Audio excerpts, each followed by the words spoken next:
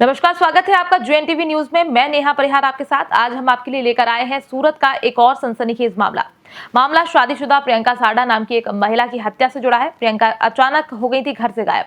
मुंबई के दहानू से पुलिस ने बरामद की डेड बॉडी। पुलिस को एक बैग में मिले डेड बॉडी के कई टुकड़े। दिल दहला देगा सूरत का ये खौफनाक मामला। परिजन सूरत पुलिस आयुक्त के पास पहुंचे, कार्यवाही की मांग की। JNTV पर जाने क्या है पूरा मामला। 24 साल की लड़की थी, उसके साथ क्या किया है? 12 टुकड़ों में उसको उस जगह पे वो पहुंचे कैसे है? एक तरफ पानी था, एक तरफ वो गही कैसे? वो घर से बाहर नहीं निकली है कभी। 5 लोगों ने मिलके किया है और आज तक उसका नंदोई पकड़ में नहीं आया है।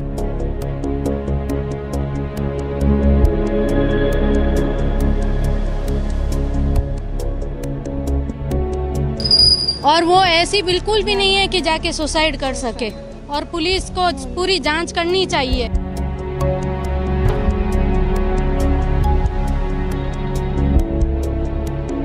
उसके साथ क्या हुआ क्या नहीं हुआ, किस तरीके से उसकी ये मौत हुई है। वो तो घर से बाहर 20 फुट भी जाना चाहती है तो भी किसी को साथ लेके जाती है। गुजरात के अल्थान की रहने वाली प्रियंका साडा की संदिग्ध परिस्थितियों में मौत हो गई। प्रियंका अचानक अपने घर से लापता हुई थी।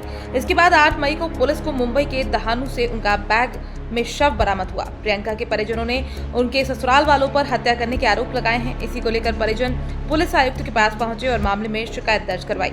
आपको बता दें, पुलिस को प्रियंका की 12 टुकड़ों में लाश मिली और परिजनों को इस बारे में कुछ नहीं पता। पुलिस ने जानकारी दी, तब कहीं जाकर परिजनों को इस घटना के बारे में पता चला। प्रियंका घर से निकली, मुंबई तक कैसे पहुंच गई, इस बात का पता किसी को भी नहीं चल पाया है। शादी के कुछ साल बीते ही थे कि अचानक एक दिन प्रियंका अपने ससुराल से गायब हो गई। इसके बाद बैग में बंद प्रियंका के 12 टुकड़ों में कटी डेड बॉडी 8 मई को मुंबई के दहानू से पुलिस को बरामद हुई।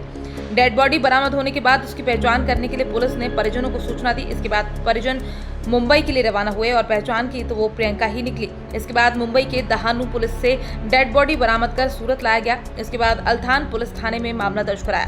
बहरहाल परिजन ससुराल वालों पर ही गंभीर आरोप लगा रहे हैं। बहरहाल प्रियंका के परिजनों ने पुलिस से मामले में सख्त कार्यवाही की मांग करते हुए दोषियों को दंड देने की अपील की है। मेरा नाम पिंकी टावरी है और मैं पूरी दुनिया से ये बात कहना चाहती हूँ, इस लड़की के केस के लिए हम यहाँ एकत्रित हुए हैं और उसकी मौत कैसे हुई, एक साजिश के साथ हुई है और उस साजिश का खुलासा पुलिस ही करेगी और हमको न्याय चाहिए इस बच्ची के लिए। 24 साल की लड़की थी, उसके साथ क्या किया है? 12 टुकड़ों में उसको उस जगह पे वो पहुंचे कैसे है? एक तरफ पानी था, एक तरफ वो गही कैसे? वो घर से बाहर नहीं निकली है कभी।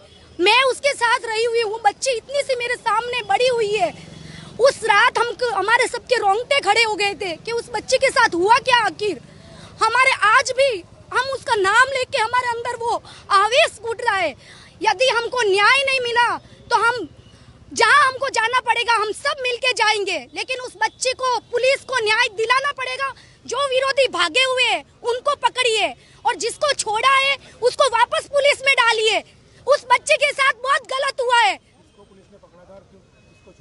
उसकी ननद को रियल और हमको सुनने में आया उसी ने उसके साथ बहुत ज्यादा किया। 5 लोगों ने मिलके किया है और आज तक उसका नंदोई पकड़ में नहीं आया है। पुलिस इतना सा काम नहीं कर सकती है तो क्या किया उसने? और मैं सिर्फ इतना चाहती हूँ कि प्रियंका को न्याय मिलना चाहिए। जो भी उसके साथ जो कुछ भी हुआ वो बहुत गलत हुआ है। इससे हम सब हमारे बच्चे बहुत डरे हुए हैं। इसलिए हम चाहते हैं कि न्याय मिलना चाहिए। जो भी दोषी है उसको सजा मिलनी ही चाहिए, भले कुछ भी हो। एक साल अब होगा, 8 महीने हुए हैं। कब पता चला कि उनकी मौत हो गई? 8 तारीख को। 8 तारीख को। हाँ, 8 महीने से 7 महीने तो वो पीहर में ही रही है। ससुराल में तो 1-2 महीना ही रुकी। 8 महीने। और वो ऐसी बिल्कुल भी नहीं है कि जाके सुसाइड कर सके। ये तो कुछ न कुछ उनके साथ हुआ है और पुलिस को पूरी जांच करनी चाहिए और हमें बताना चाहिए। हमें सिर्फ हमें इतना चाहिए कि उसे न्याय मिलना चाहिए बस। आने का तथ्य ये है कि 8 तारीख को प्रियंका की बॉडी वहाँ मिली है और हम लोगों को ये 10:15 बजे घर से निकली है और हम लोगों को शाम को रात को 10:30 बजे ये मिलता है कि उनकी डेथ हो गई है, वो भी पुलिस के जरिए दहानू से।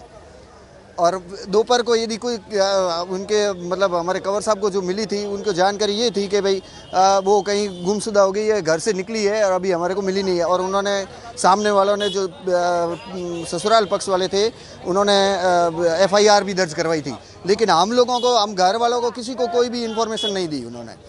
और अब ये 8 तारीख की बात है, उसके बाद में हम प्रयास बहुत कर रहे हैं लेकिन कोई तरह की कोई सुनाई नहीं हो रही है। और अब वकील भी किए, वो भी किए, लेकिन अब वो क्या पैसों के बल से एक दिन तो FIR दर्ज नहीं हुई।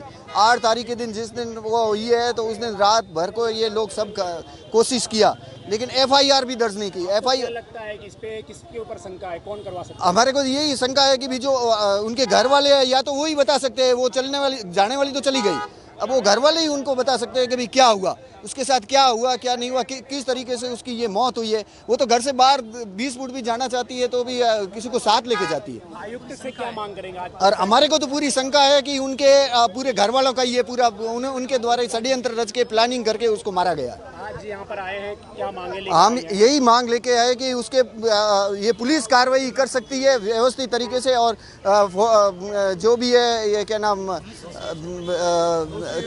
दोषी है उनको सजा देवे, और ये जितने ही मोबाइल उनके जरिए हो रहे हैं तो उनकी जांच की जाए, जिससे पता चले 5-7 दिन के अंदर भी ये क्या हुआ, किस तरीके का, ये पुलिस ही जानकारी दे सकती है। हम तो अब पुलिस के हवाले, पुलिस जो भी करे हमारे को तो फिर मंजूर करना ही पड़ेगा। न्याय मिलेगा तो ये सबके लिए अच्छा होगा, नहीं तो ये बच्चियां ऐसे ही मारी जाएगी और कोई उसको न्याय नहीं मिलेगा तो सबके बीच में एक प्रश्न चिन्ह लग जाएगा कि भाई ये क्या हो। समाज को भी ये बात पहुंचेगी, समाज ने भी यही बोला है कि ये हमारी बच्ची है, अब आपकी नहीं है। क्राइम से जुड़ी लगातार ऐसे ही खबरों को देखने के लिए देखते रहिए JN TV न्यूज़ और हमारे चैनल को लाइक व सब्सक्राइब जरूर करें।